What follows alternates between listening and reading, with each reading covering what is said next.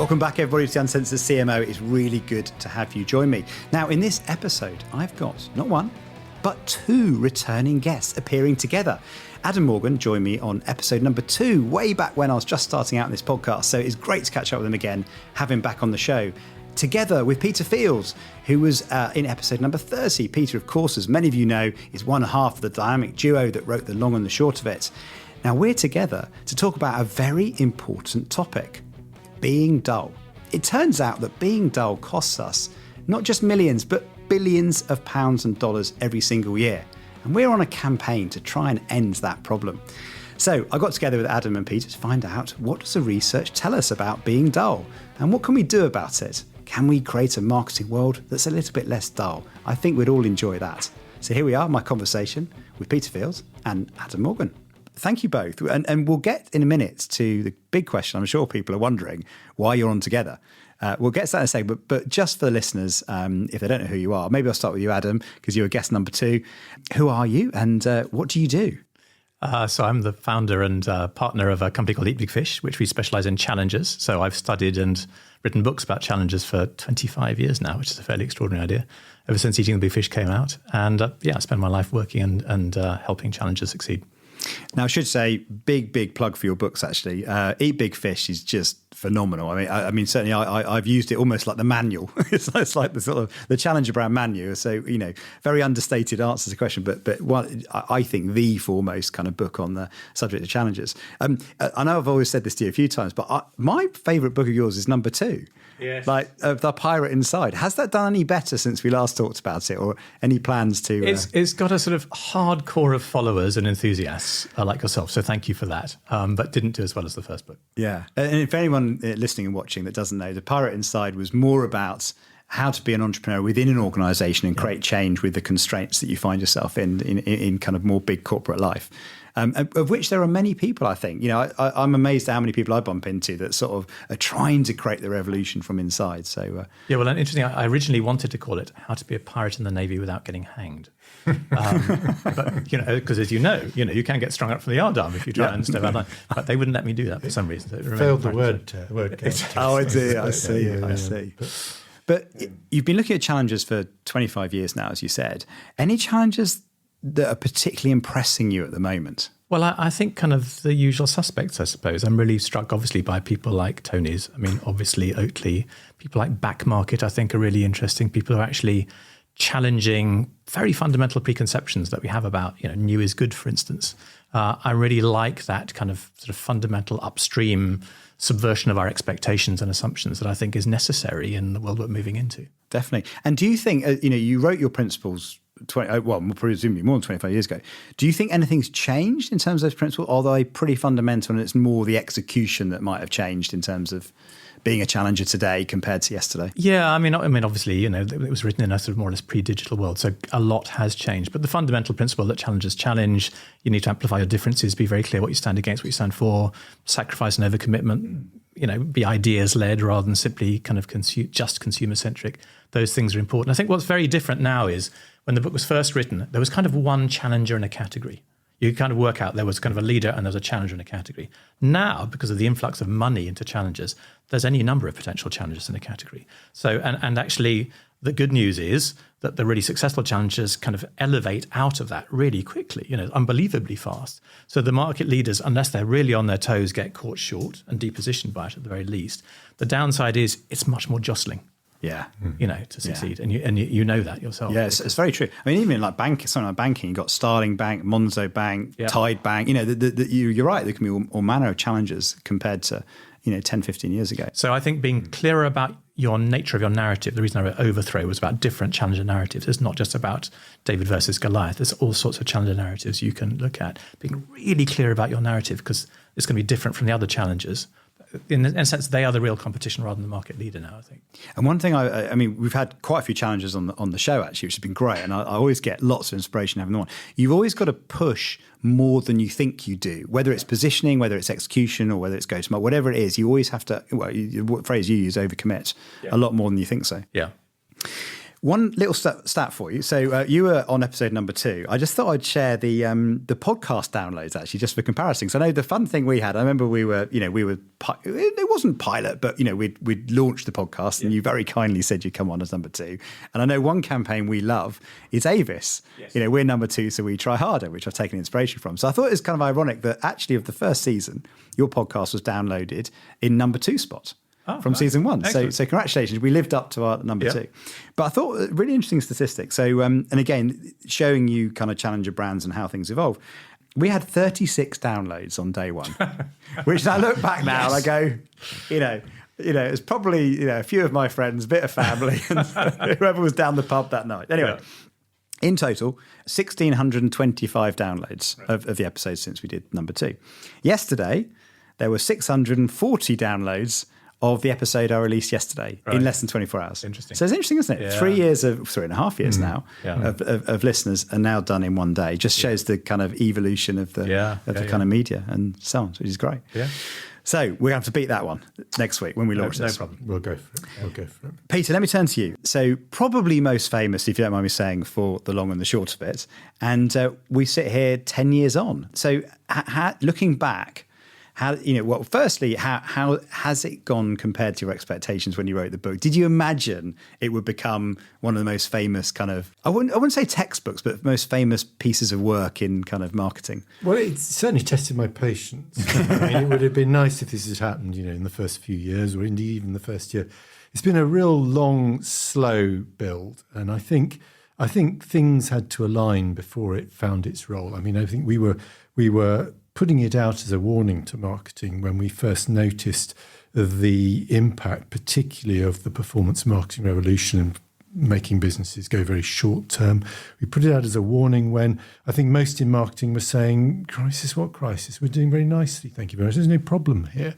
Of course, you had to wait for that problem to manifest itself, for a lot of these businesses to lose the growth and to be sitting there thinking, what the hell happened, before they were starting, I think, to become more receptive to the idea that actually walking away from brand and listening to all those very young tech nerds who told them, hey, love, brand is so last millennium, you just don't want to do any of that nonsense. They had to kind of come through that. And so, yes, it took most of 10 years before the book became well known, certainly more than 5. We were helped along the way, and people like Mark Ritson, bless him, picked it up, and with a few swear words to give it a bit of communication. Of course, got it out. Mark Ritson with that one. He's been a good supporter and a good fan, and has helped get it out there. And it's become a bit of a roller coaster now. And I think a lot of people now know it because other people have told them they should know it, and that's a good place to be. And are you seeing evidence that marketing is changing because of the book? Because if you look at the last 10 years, it appears there's been a shift to performance marketing as digital channels have proliferated and away from brand building. Would that be true, or are you seeing any evidence that? I think it has, nowhere near as much as it needs to. There's an enormous job yet to be done that it hasn't succeeded in doing. But I think at least amongst more blue chip marketers, the lesson has sunk in. People know there is an issue of balance, and that it's not that we're at any point have ever been rubbishing the idea of short-termism and performance marketing. It's a necessary part of a successful business. But it's just got to be balanced with this business of a vibrant, well-known, very reassuring and very trusted brand. And yes, there are developments in the market that I think are making brands more important, not less important over time. So it's completely the reverse of the absolute claptrap that was put out 10 years ago about the death of the brand. And you do still just occasionally come across pieces that say, is brand marketing dead? But there's far fewer of them out now than there were 10 years ago. So I suppose if there is any benchmark of success, it would be that we have at least, I think, begun to make people realise that without a brand, a business is essentially has no future, it has no margin future anyway. That is to some degree a success. But, there's tons more to be done, and hopefully others will pile on in there. It's interesting, I think, to reflect on that in the light of what's happening with individual agency brands and holding companies. So at the same time as marketers out there are realizing the importance of brand, holding companies are killing their individual brands off. They're combining them in individual kind of, offices where the individual brand dies. It becomes the holding brand as the main company. Yeah. Very curious kind of countercurrent to that sense everywhere else that actually the brand is important, I think. No, absolutely. It wouldn't be the first time that the agents of marketing were actually lousy marketers.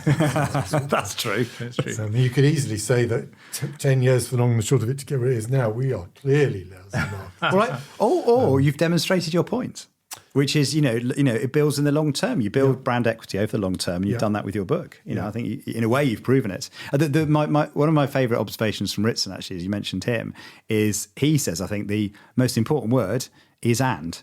In the long and the short of it. And of course, that's what the debate goes, isn't it? Because you get this swing towards brand, this swing to performance. And of course, I think we're having a much more balanced debate at the moment, aren't we? Which is you can build a brand with, in the digital world. It has constraints. It's harder. You have to treat it in a different way. And actually, that thing we've kind of been moving away from was quite useful after all. And, it's quite important to get a balance again. So like all these debates, people tend to forget the bit in the middle. Indeed. So, to your podcast statistics, if it's like being at school, this, isn't it? Anyway. Could do better. There we go. So, we'll move on to episode 30, and we had 216 downloads on launch day and 2,800 downloads in total. So there you go. So it just shows the evolution from 2 to 30. I knew those bots were well paid. It's your charisma, Peter. It just oozes out of the microphone. Seeps. But it's quite funny. So I've had guests on it, like, maybe going back 18 months ago. So, John, how am I doing in the rankings? Am I still top 5? And I think, well, unfortunately, the podcast has grown so much in that time that it didn't matter who would come on, that you wouldn't be top 5, sort of thing. So anyway, but it's a lesson in itself. Now, the question I'm sure people are wondering is, why have I got both of you on the show at the same time? So tell us why you're both here today. Well, Peter and I started in advertising a week apart from each other. Peter beat me by a week in the same agency. And that extra week, it's been so... what you learned in that week. We worked together on the same beer account. I was the worst account man in the history of account management, and Peter was the finest planning trainee they'd ever had. And so we stayed friends, actually. And then in 1999, when I was starting Eat Big Fish, Peter helped me do that for a few years. And so we just stayed mates. And then this project came up that I got very interested in, and I thought actually Peter would be perfect to help on that. So I went to talk to him about it. So the idea in it, it's one of those things where, when somebody, listen, you're interviewing lots of people, but something somebody says a while ago just sticks in your head, and you think, I'm going to do something with that at some point, but I don't know what. So I was interviewing somebody for A Beautiful Constraint, and he was a designer, a writer for industrial theatre in South Africa. So industrial theatre is the kind of theatrical plays they put on to teach safety procedures to miners, diamond miners, gold miners. And these are people of diverse ethnic groups, different languages, not always literate. So word is tricky to spend too much time on. So they put on these plays, they have songs and this kind of stuff. And he was talking about, the fact you've got to disarm the group because they're heavily unionized, very suspicious of anything the management puts on. So it's charming and it's fun and it's theatrical. And if you're talking about danger, you do these big kind of theatrical gestures to illustrate it. And I said to him, so why does it have to be quite so theatrical? And he said this fantastic thing. He said, when it's a matter of life and death, you can't afford to bore the audience. And I thought, that's such an interesting idea, isn't it? Because for challengers, right, it's not literally life and death, but it is existential. You can't afford to bore the audience. You need to engage your customer. You need to engage emotionally. All the things that Peter and Les talk about, you absolutely have to do as a challenger in spades. So I thought, what am I going to do with that? I just sort of parked it on the edge of my mental workbench. And then Peter and I were kind of having a conversation, and we both, been in the business a long time. We've been in the business 40 years now.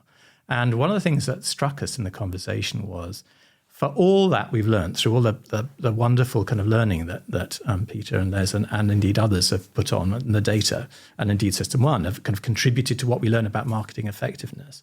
The reality is that actually when you stop and look at most brands and most communications, fundamentally they're as dull as they ever were. And actually that hasn't changed in 40 years. You could argue that it is actually worse for whatever reason. We might speculate about why that is in a minute. And surely it's time for us to actually do something about that, because things like Cannes, with all due respect to Cannes Lion, which is a wonderful event, they're complete anomalies. They're complete anomalies. And we turn up and we warm our hands at the fire of them, and we turn our backs on the reality of the fact that actually most marketing, most brands are just very dull.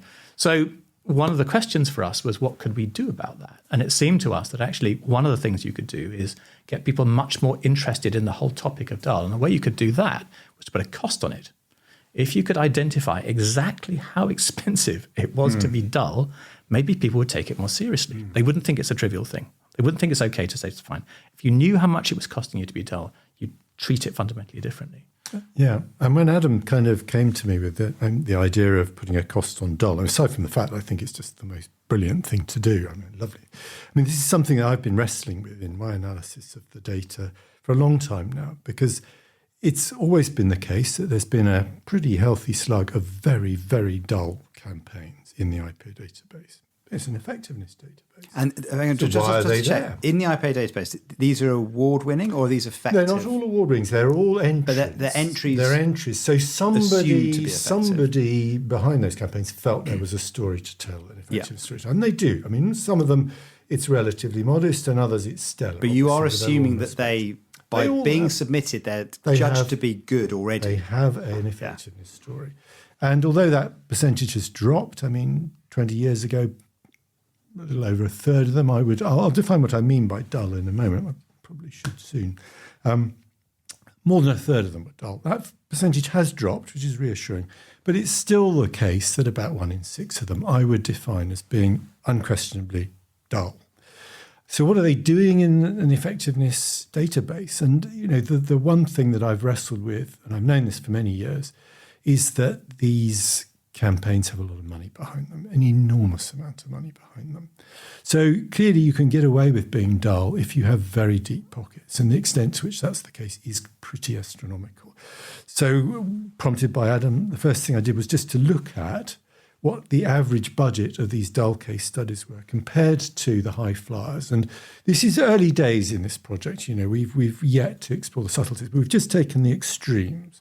We've looked at dull campaigns, which are the ones that communicate messages. It's about facts and information. You and Orlando at System1 would probably talk about them as being very left-brain kind of campaigns. And we've compared them with those case studies that are the most right-brain, the ones that have big emotional responses and make people want to talk about them. So we've taken extremes to get a real sense of what the absolute extreme cost is. There's a big area in the middle, which I'm sure we'll talk about later, just to get a sense on this. And the difference in terms of average budgets is quite extraordinary. I mean, it's 11 percentage points of ESOV. That's the difference between share of voice and share of market, which are metric.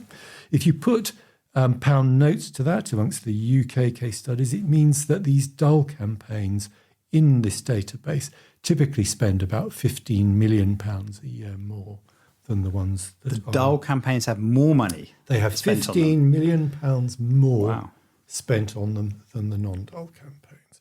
Now, that, of course, doesn't prove that they are less effective. It may just be that that's the way the money rolled.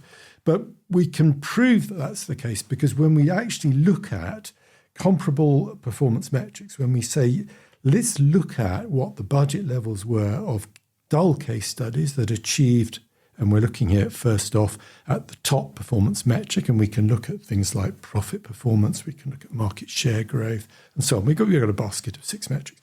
If we just compare like for like what the budgets were for those dull case studies that hit the high effectiveness points with those very non-dull, the ones that, the famous kind of campaigns, we see something very, very similar. It's in the 10 to 20 million pound mark.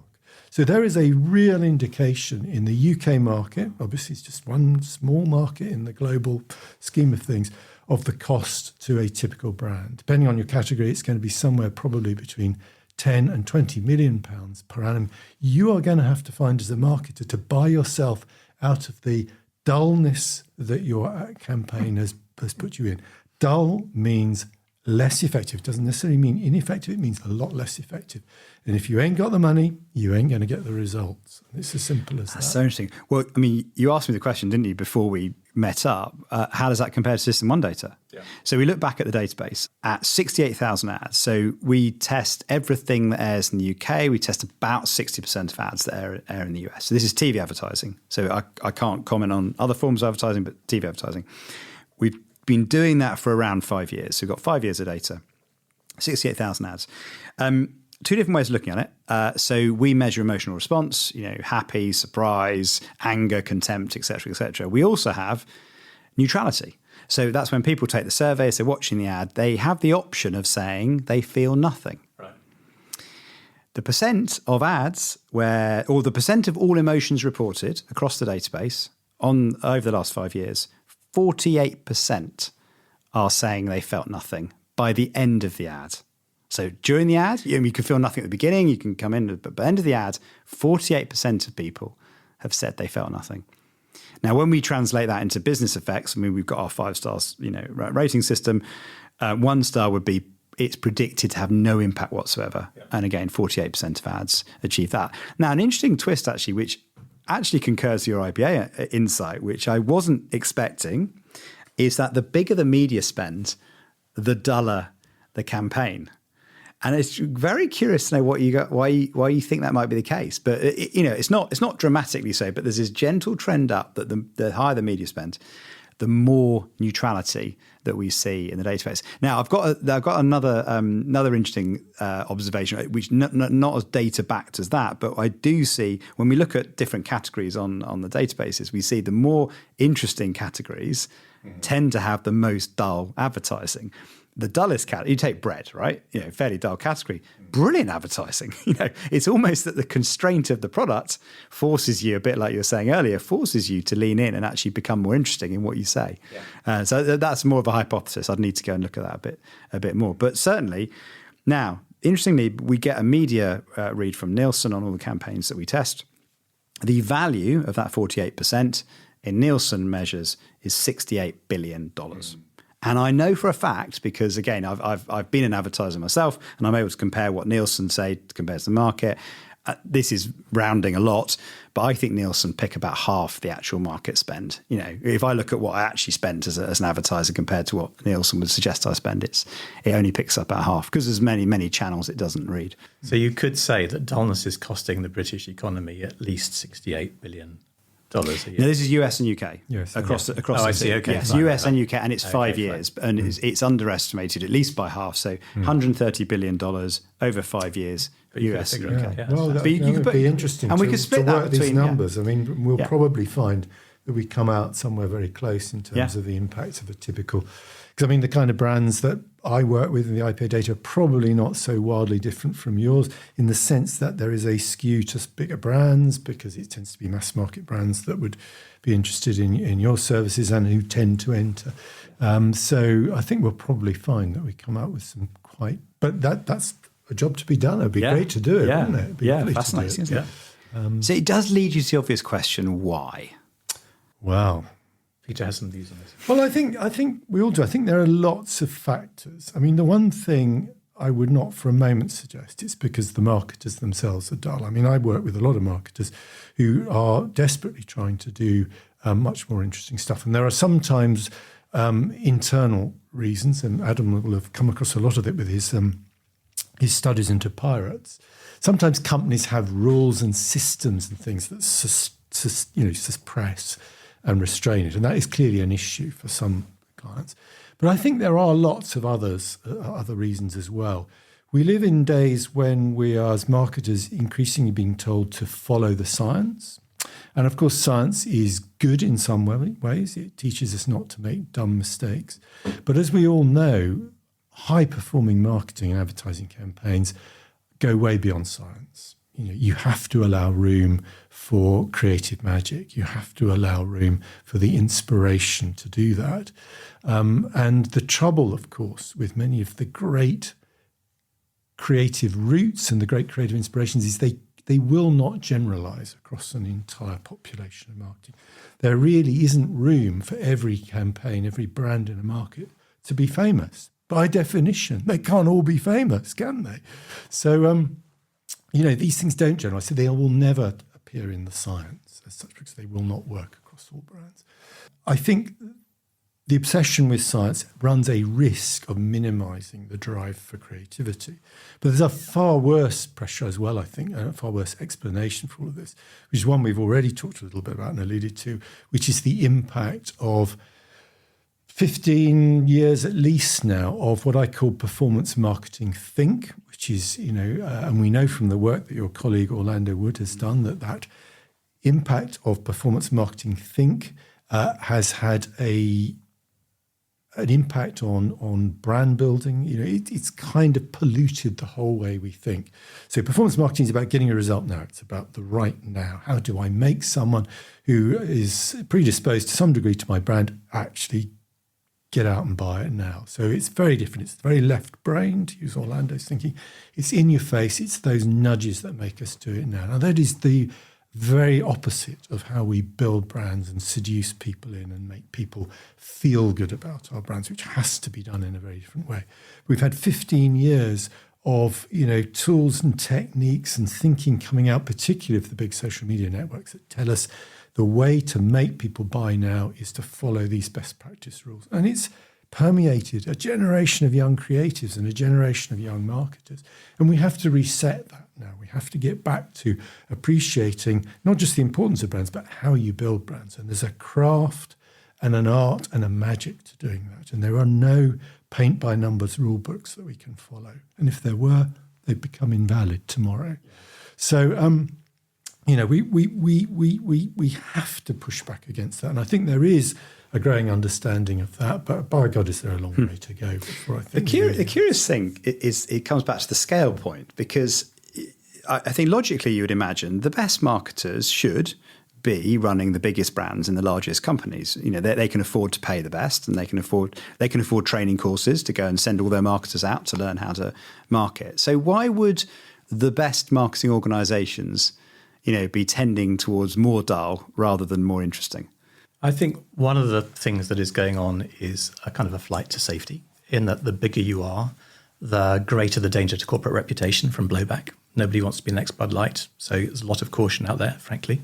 And I think there's a confusion of risk and responsibility there. People think that the responsible thing to do is to play it a bit safe, whereas in fact, it's very expensive to play it safe, as we've just seen. I think the other thing that's going on, I was talking to a fascinating guy who called Nick Reed, who's an Oscar-winning documentary maker who's started a company with a couple of other partners called Shareability in the States, which is the leading viral ad kind of company in the States.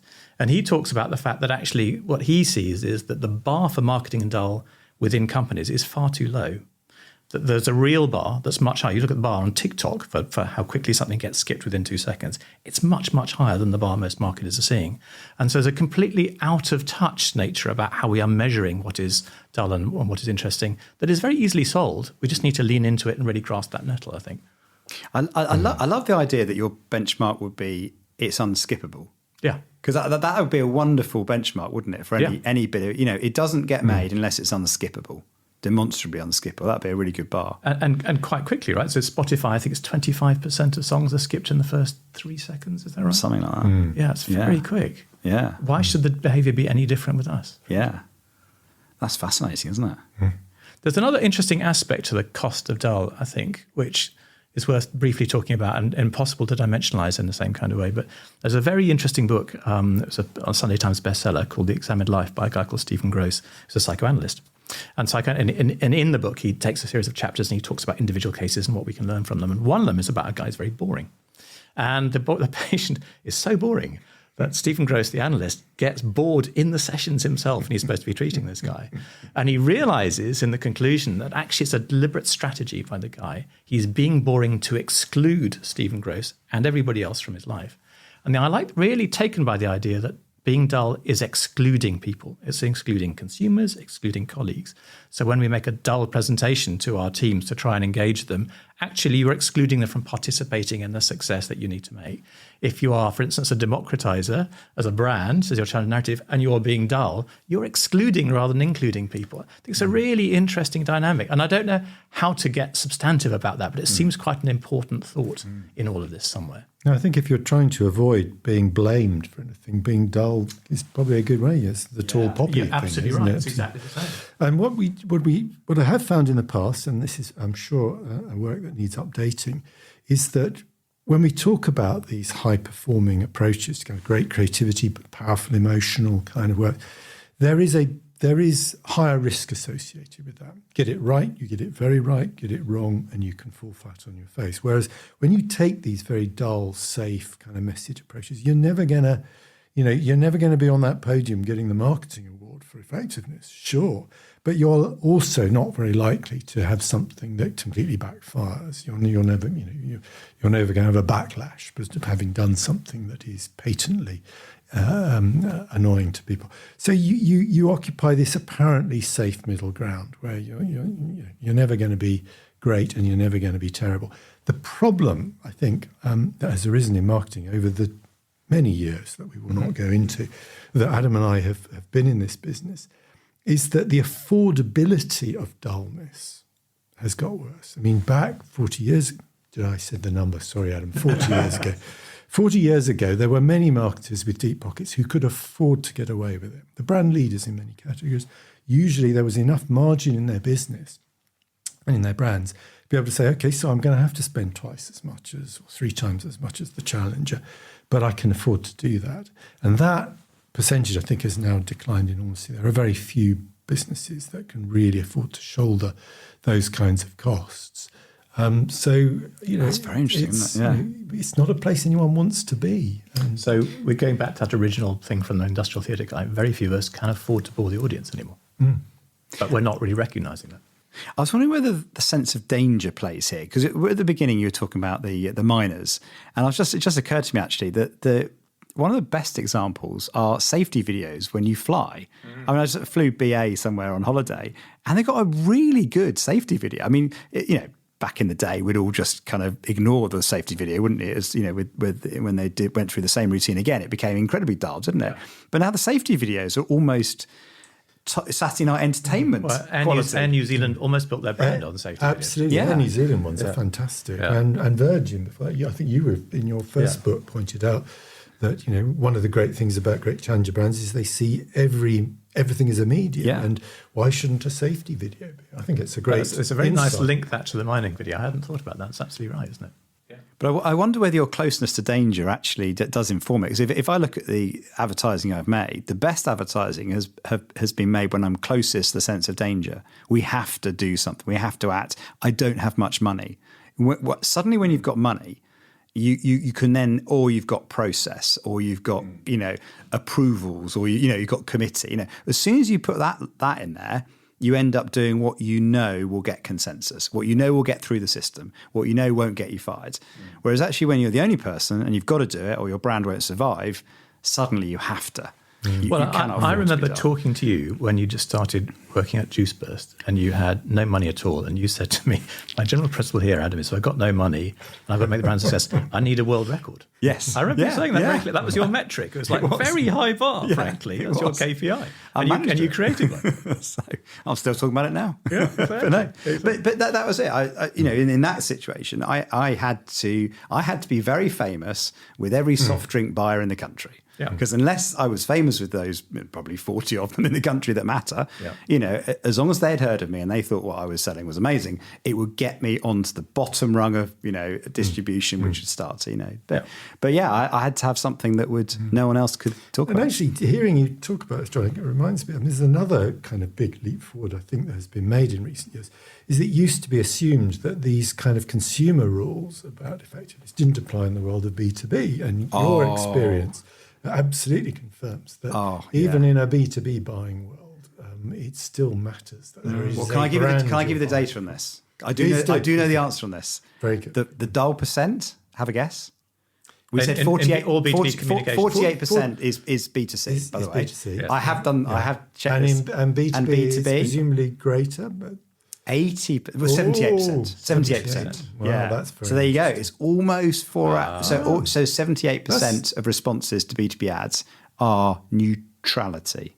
Right. Well, I'm using the 1 star as a proxy for that, so I'll check the exact percentage. LinkedIn, are you listening? To be fair, they are. No, actually, I know, to be fair to LinkedIn, they lean into this brilliantly, and they've been advocating for brand building for 3 or 4 years. Amazingly, actually, big plug for them. Yeah.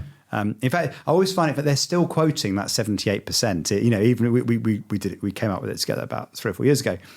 I always find it quite ironic. They are the B2B media, aren't they? And they're reminding everybody, come on, we should do something about this, because 78% is, we're using 1 star as the metric, which is a proxy for dull.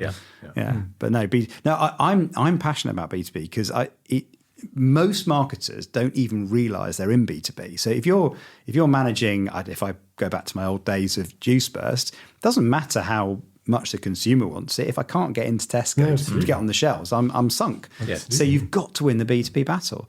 And the thing that the mistake everyone makes is that, well, B2B has got to be rational, it's got to be left-brained and all this kind of thing. Well, we don't stop being human beings because we're suddenly behind a desk, do we? And actually, so I think it's a massive opportunity in B2B to, get this right.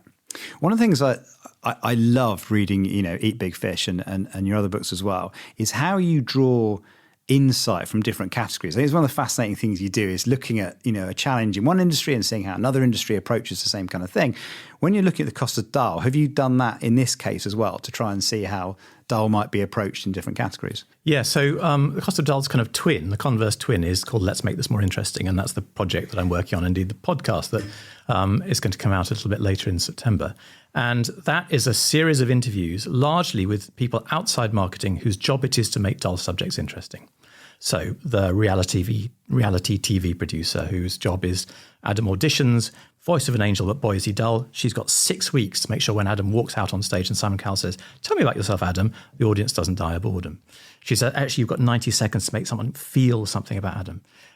Teacher, science teacher, of whom he says, 30% of my class are interested in covalent bonding, the rest are not. I've got to make it interesting and make it memorable for a year till the exam next year. Someone who's teaching classical rhetoric to help kids speak up for themselves more when they leave school. The head writer of Sesame Street for 20 years. So interesting people in very different kinds of areas saying, we had to make this interesting because the stakes are too high. What can we learn from them? And I'm very early stages of this. And one of the intriguing things I think is they all have slightly different models, but I bet actually all the models link up to some of the stuff we know a bit about. So, for instance, let me tell you a little bit about the teacher. So the teacher's fascinating because there's quite a lot of research that's happened in teaching recently. And he says, look, there's 4 basic bits of research that underpin everything I do. So the first is the idea of cognitive overload. Okay, so you'll know a little bit about this. I'm sure you have the same kind of thing, which is cognitive overload is where I get so much information at the same time I can't absorb it all. And there's 2 ways that actually cognitive overload is triggered. One is I get too much information, and the second is it's delivered badly. I bet most of that B2B is to do with cognitive overload. Too many messages in there because they assume that actually I'm in some rational receptive mode and actually it's badly delivered, so I'm just kind of tuning out. Second thing they say is, the teacher says, is you've got to make an emotional connection very early on. So he says, if I'm talking about forces, I'll put a picture up of my dog with his head out the window and the ears flapping, and I'll say, what's going on here, kids? They'll connect to the dog in a way that they won't connect to me drawing a picture of forces. The third thing he talks about is chunking. So you've got to break things down into much smaller units and share bits of information bit by bit, which again, I think is interesting in terms of content and how brands communicate and businesses communicate content. And the fourth is what he calls dual loading.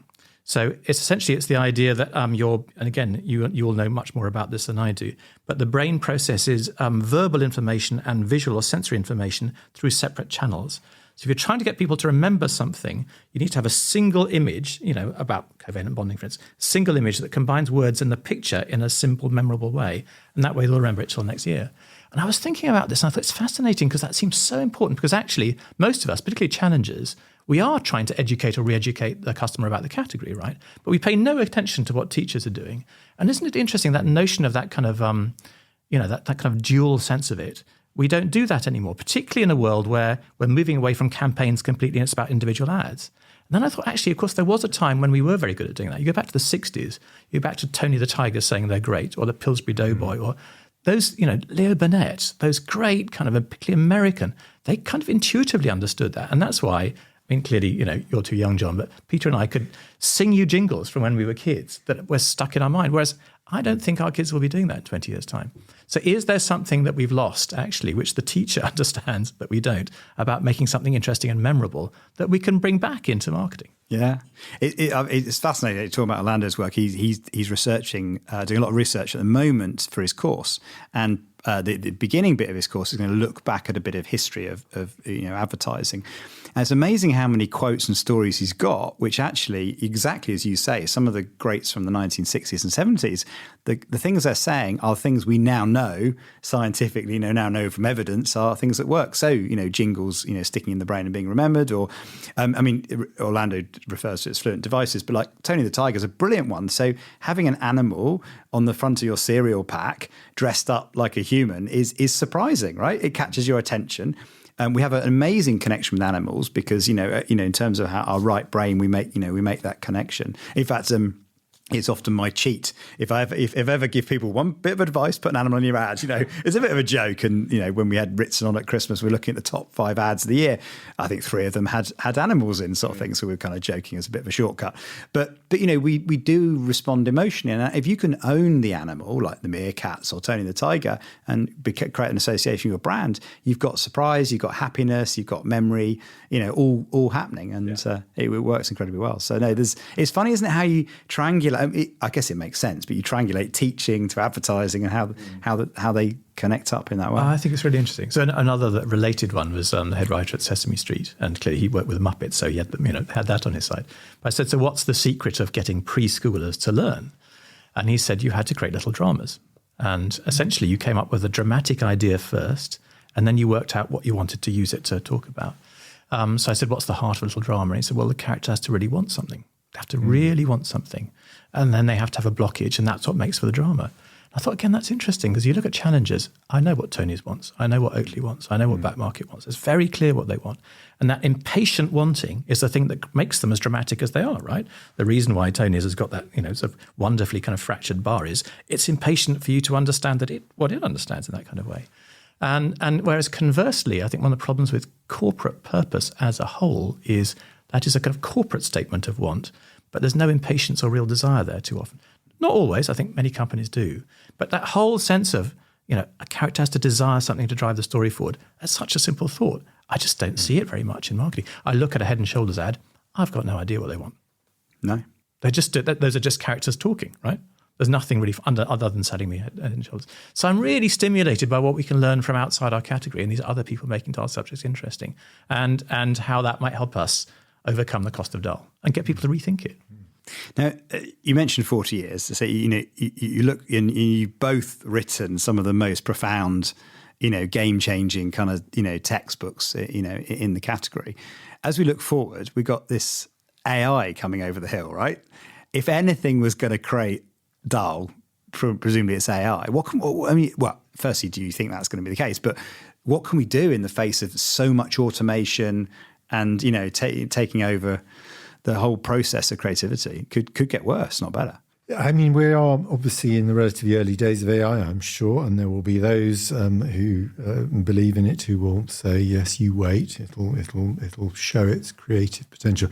I remain very sceptical. I think you're probably right. It will tend to kind of average things. It'll be learned creativity, which is mimicking, which isn't real creativity. I mean, one of the great things about the human brain is its ability to make these kind of wild lateral leaps that just work somehow. That's, great comedy, great writing, great movies, a lot of them, and of course great advertising are often built on these just amazingly lateral leaps. And you sit there and you think, whoa, where did that come from? What was the creative team on? And that I think is not going to come out of AI, at least not in our lifetimes. Let me try a different view. So I agree that I don't think AI is going to win any Cannes Lions. But in a world, what you've just said, John, 80% of B2B is essentially a failure. It's a good point. I'd be quite frightened if I was in B2B marketing or advertising agencies, because surely AI can do better than that. Frankly. No, you're absolutely right. And I think it'll drag us out of the mire. It's early days. We tested a pizza ad that was entirely made with AI. And the average score of all pizza ads on our database, we've got a fair few, is 2.7 stars. The pizza ad, 2.7 stars. Right. It was literally the same. Because what it did is it pulled from, as you said, all the available information about what makes a pizza ad. The cheese kind of being stretched up and the slice being served. It was perfectly generic. I mean, perfect, beautifully generic. So if you want a generic ad for much less money, so if you want to save costs, if efficiency is your game. The question is though, if that if the AI had access to effectiveness data, would it? Oh, Peter, there's so an I idea. don't know. There you go. But it's My a word. scary What thought. could it do It's with the a scary System1 thought. database? But then we would all have lookalike ads that had followed best practice, and it would no longer be best practice. Of No, course. but it is interesting. So, That the reality TV producer, right? She condensed all her years of experience into a single ambition, which was, she said, it's all about make me laugh, make me cry, surprise me. If you can do that, those three things in one piece of content, and I know that System1 reinforces that. Yeah. If you could put that into AI and say that's your brief, in B2B, by the way, surely you could get above 80%. No, I think that's a valid point. That is a valid point. Okay, great. Let's go. Yeah, it started here. No, I think, but it is going to be a bit like it's never going to take us to the troughs, but it's probably never going to take us to the highs of great thinking. It'll be a good, safe, sensible middle ground for a lot of marketers. So it may well do some good in the early days, but it's just going to be more safe. It's already won a photography prize, right? Was that prize? That the so-called winner had to recuse themselves because it all been done through AI. So it might surprise us. There might be. I'm sure there'll be a surprised jury at some point in the next 5 years. Yeah. So thinking about inspiration then, as you're doing your research, which categories or which brands or which people are doing a good job of being interesting and not being dull? Well, inevitably, I suppose I would say challengers. I think the kind of the usual suspects within the challenger world that we've talked about, I think because they have to be, they're endlessly surprising and interesting. I think what's interesting, isn't it? Clearly, Oakley has been talked about an awful lot, and clearly it's had its own ups and downs in terms of business recently, but the way they physically restructured their marketing department so that it was primarily writers and creatives in it.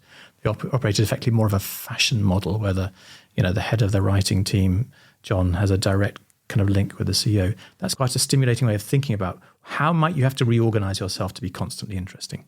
So I'm as much interested about culturally, how do you create the ability to do that consistently rather than just spike and decay again? That's really interesting questions for us, I think, because it's not just about taking content inside. It's about actually how do you reorganize to keep stimulating the audience and indeed yourselves in the right kind of way. I think you're right. Probably the answer is probably process. It's not that we as humans are dull. It's not that creative people are dull. It's not that marketing teams want to be dull or agencies want to create dull work. I mean, the most interesting bit of creative I oversaw when I was at Lucasade was probably the one, and I remember this I remember being pitched the idea and I went, that's brilliant. And I said, do you know what? I'm not going to see it until it's done. It's so good, I don't even want to be involved. And I remember telling my boss at the time, I said, you're going to see this on TV for the first time. Sort of thing. I was that confident in it. But and then the one that I obsessed about and we had loads of meetings about ended up being category average. So I think sometimes the answers are in how you do it. Well, so building on that. So I was talking earlier on about how the guy at Sesame Street said what they did was they came up with the dramatic idea first, and then they worked out what they wanted to communicate through it. Interestingly, this bunch Shareability that I was talking about, the Viral Studio, they do exactly the same thing. So they monitor kind of what is culturally trending. They think about what's an interesting idea we could do around that latches onto that, because we know that's interesting to people. Then we'll work out how we get the brand message into that. So they do, for Peter and I start off as planners, that is really antithetical to everything we were taught, which is the strategy comes first and then you do the idea. But the idea that actually these days, the primacy of an idea being really interesting is important. And then you need to somehow seamlessly integrate what the message is, I think is fascinating. Well, it sort of brings us back to our TikTok point, doesn't it? You've got millions of creators out there and a democratic audience who are all voting for basically the most interesting content. And that's where you start. Yeah. What captures attention, what creates emotion, and what leads to people to do something. Yeah, no, absolutely. But I mean, I think what we've kind of come back to a point we were talking about earlier on, is it is probably better to be interesting, even if we may be strategically weak, than it is to be strategically correct and dull. So, because the costs of dull are mounting all the while. If you're dull online, if you're dull on TikTok, you are invisible. I mean, zippo. Whereas in the old days, legacy media, the media buy would at least buy you some attention. So I'm very interested, as I'm sure you know, in the whole business of attention metrics, because I think this is a really positive thing that's come along. And it's taught us a lot about the challenges of getting brands into people's heads in digital media. And, it's partly down to the platform, but it's also down to the extent to which that piece of creative can persuade someone not to scroll past or look at another device. Yeah, it's really fascinating to say that, because I mean, me having spent sort of 20 years of my career as in marketing doing it, and then last 4 years being in advertising research, which is quite odd in some senses, I've learned so much. But weirdly, if I were to go back and apply what I've learned now and put myself back in the position, I've been in so many meetings that you've just described perfectly, which you get presented strategically the right creative. And then there's always this slightly crazy idea that is just really compelling and emotive, but isn't on brief. Yeah. On brief, he says in quotes. Yeah. Knowing what I know now, I'd go for interesting. Yeah. Because basically, if you don't capture attention, you don't make people feel something, you're not going to be remembered. And actually, that's your bigger job. But I know so many marketers that will be sat there going, that's not on brief, for these reasons, and would deconstruct why kind of thing. And I've been in those meetings so many times. Yeah, I mean, there is it is a really interesting debate, and I don't think any of us are here advocating lunatic creative that kind of gets noticed and followed simply for all the wrong reasons. It's got to have some consistency with the brand. But you're absolutely right. I mean, the vital thing is that it gets noticed, and what we do know from a lot of case studies is that the great creative ideas, the ones that people love and talk about, tend to tick a lot of boxes. It's a funny thing, I could show you loads of case studies and loads of ads where all sorts of brand metrics leapt, product ratings, product associations leapt, and they were never even mentioned or alluded to in the ad. It's because the ad created an aura of success and popularity, and that made the mental associations happen in people's heads anyway. So we can get too obsessed with a checkbox kind of list of strategic requirements of our advertising. We've got to show this. We've got to show it's available there. We've got to show people using it at this time of day. Get a great idea, and all of those are going to come with it. And this is where the understanding the brain, like we were talking about, Ian McGilchrist's book, Masters Demonstrably, is so interesting, because the right brain draws association and implicit understanding. It makes the connections. Whereas if we approach from a left brain point of view, we want to tell people the APR rate and the how many months to repay. And actually, we did a System1 test years ago now, actually, with 2 banking ads. One banking ad clearly demonstrated its saving rates and its great customer service and its availability to get on the phone, and how many branches it had up and down the country. The other one, I can't remember the exact creative. I think it had a horse running through a field and great music playing and all the rest of it. When we tested it, and we asked the whole room to kind of vote on which one they thought landed good value for money, 24/7 availability. We went through all the kind of things, right? The horse running through a field smashed it on every single rational message. Right. And it's this really curious conclusion, which is if you want to communicate a rational message, you need to use emotion. Yeah. And and weirdly with System1, we use rational data to prove the power of emotion. We kind of reverse it in that sense to try and get people to, and you're right about the messages as well. Often what we tell people in debriefs is take at least half your messages away. And the more messages you put in, it's almost like you're putting a filter in front of people that if you have the words on the screen, you have the voiceover, you have the this message, that message, what you do is the more you layer in, the more you separate yourself from, people's emotional engagement. So that in itself is a very interesting thought. Why isn't that more widely known than it is? I've never heard any client say that to me. I recognise it because it's implicit in and explicit in what Peter talks about, and you're articulating it very clearly based on a comparative test. That should be a world famous test, really. We're trying to make it. I think the only answer I can give is why we're in business from a System1 point of view anyway, is we're just here to make the rational case for emotion and make it obvious and dramatic in the kind of reports we use to sort of prove it. I think it's a good question. The answer is probably that it's probably a process that the people that are signing off or involved in briefing or doing the work are in a mode of thinking, which means that success is ticking rational boxes, and that I've got to be seen to making sure that this campaign will tell everybody about our new feature. It sounds, listening to you, that quite apart from the important task of identifying what interesting looks like, we should be also identifying what dull looks like and be quite clear. We should have a masterclass in dull here, shouldn't we? So everybody knows what dull is. Because I think it's easy for us, because we all spend our lives studying campaigns. We kind of have a good mental picture of what the spectrum is from dull to very, very interesting.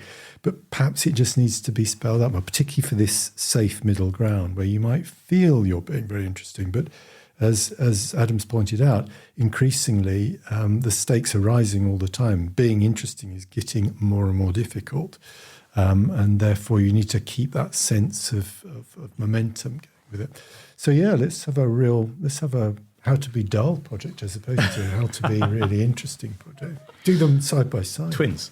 Well, I think that's the perfect cliffhanger, probably to end it. Is put out the idea that we're going to regroup and dramatise dull for everybody. Fantastic. I think, And perhaps share further thoughts on what makes it more interesting. Yes, exactly. Well, hopefully they'll leave inspired and interested rather than just bored. To come back to senseless. John's earlier point, we after the tears has got to come. Exactly, the perfect story. Exactly. We'll bore them to tears and then show them just how fun, how interesting it can be. They wept at the money they wasted. Exactly. Well, Adam and Peter, thank you very much for coming on together as well. Returning guest, Really double enjoyed act, it. and Pleasure. the cost of dull, I think, is a brilliant subject, and I can't wait to see where we go next with it.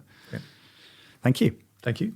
Thank you very much. Ladies and gentlemen, thank you again for listening to Uncensored CMO. I hope you weren't bored in this episode, because our mission was to make sure we eradicate dull. So hopefully you were interested to hang on to the end to listen to me tell you about it.